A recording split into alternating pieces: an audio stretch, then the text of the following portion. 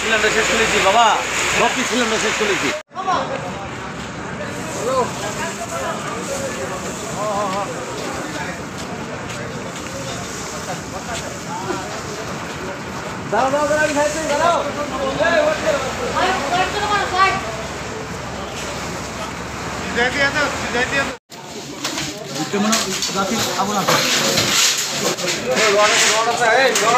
গরম হয়ে গেছে লোয়া পেলাম।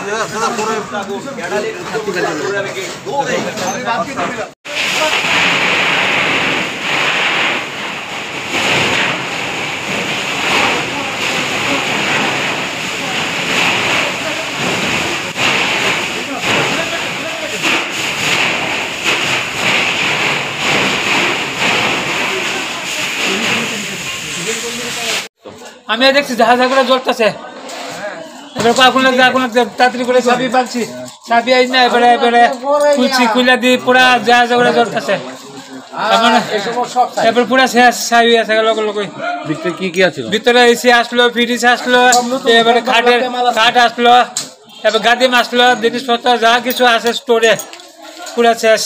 অনুমানিক কত টাকার মাল হবে? ওইব 10-12 লাখ টাকার মাল হইব এটার ভিতরে আছে। একবারে গায়ে পুরা পুরা আসলো জিনিস, নতুন সব নতুন পুরান যা আসলো একবার পুরা ওই ছেলে না মনে আছে দেখে কই কো ফেলে। গেল যে গ্যাস কোম্পানিটা আছে, প্রথম আমরা লোকেশন দিয়েছে গেলের সামনে, তো এখানে আসি পরে ডাইরেক্ট আমরা বিশুর দিকে ঢুকে দিছে। আর দেখছি এখানে মধ্যে খুব সমস্ত মেশিন টেশিন আছে, এখানে মোটামুটি আগুন ভালোই আগুন আছে। তো আমরা কাজ করতেছি, এমন সময় পাবলিক 1-2 মোটামুটি ভালোই মানে বৃষ্টিকালি কাজ করছে, কাজ করতে পারতেছি না, এনে লুকালি বৃষ্টিকালি কাজ করছে, এই যে প্রকাশ করার মতন। এরপরে কইতেছে 1 ঘন্টা পরে আইসে, আরে দাদা আমরা এত জামের মধ্যে এত বড় গাড়িটা নিয়ে কী করে, তো আমরা কি হেলিকপ্টার নিয়ে কর না, এটি বুঝতেই পারবো, কমন সেন্সে থাকতেই হতো। একটা গাড়ি এত বড় একটা গাড়ি, রাস্তার মধ্যে জাম, ট্রাফিকে পারতেছে না কোনো করতো, তা আমরা কী করে আমার কর না, ওখানে দেখা হেলিকপ্টার মতো উঠাইতে পারবেন, এটি কে বুঝতে পারছে, আরে এটি তো বুঝতেই হতো। আর অফিস টাইম এখন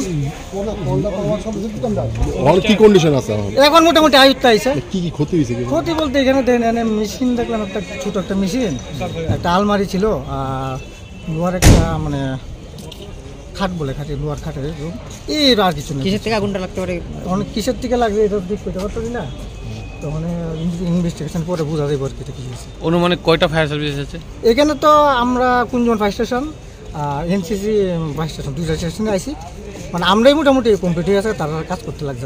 আগুন পুরো হ্যাঁ এখন দেখেন না আগুন মোটামুটি আয়ত্ত হয়ে গেছে।